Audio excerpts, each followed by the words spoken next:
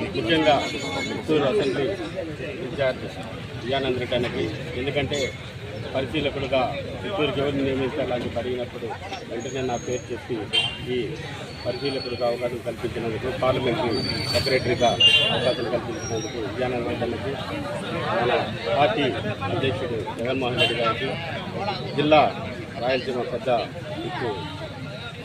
ఎదిరెడ్డి రామచంద్రారెడ్డి గారికి, మిథున్ రెడ్డి గారికి అందరికీ పేరుపైన ధన్యవాదాలు తెలియజేసుకుంటున్నాను.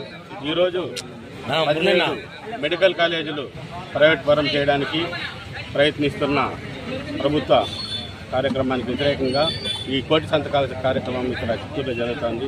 విజయానంద రెడ్డి అనే ఆధ్వర్యంలో ఈ కార్యక్రమం విజయవంతంగా జరుగుతుందని ఆశిస్తూ చిత్తూరు నియోజకవర్గం నుంచి దాదాపు 60,000 మందిని దగ్గర సిగ్నేచర్ తీసుకొని హైకమాండ్కి పంపించడం, అక్కడి నుంచి గవర్నర్ని కలిసి ఇవ్వడం, తర్వాత ప్రధానమంత్రిని కూడా కలిసి ఇచ్చే కార్యక్రమంలో భాగంగా ఈ కార్యక్రమం జరుగుతుంది.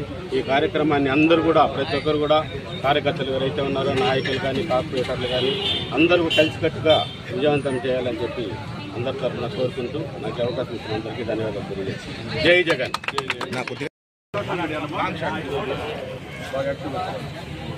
అప్పు జరుగు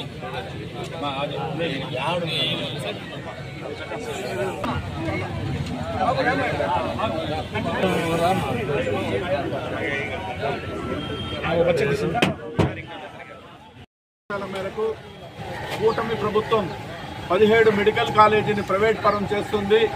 ఈ ప్రైవేట్ పరం కాకుండా వైఎస్ఆర్ కాంగ్రెస్ పార్టీ పేదల పక్షాన నిలవడం కోసం, దీని మీద పోరాడాలనే ఉద్దేశంతో కోటి సంతకాల సేకరణ అనే ఒక కార్యక్రమాన్ని ఏర్పాటు చేసి ప్రతి నియోజకవర్గంలో కూడా 60,000 సంతకాలు సేకరించి, ఈ సేకరించిన సంతకాలన్నింటినీ కూడా బండల్లో చేసి ప్రతి నియోజకవర్గం తరఫున గవర్నర్ గారికి అందజేయడం జరుగుతుంది.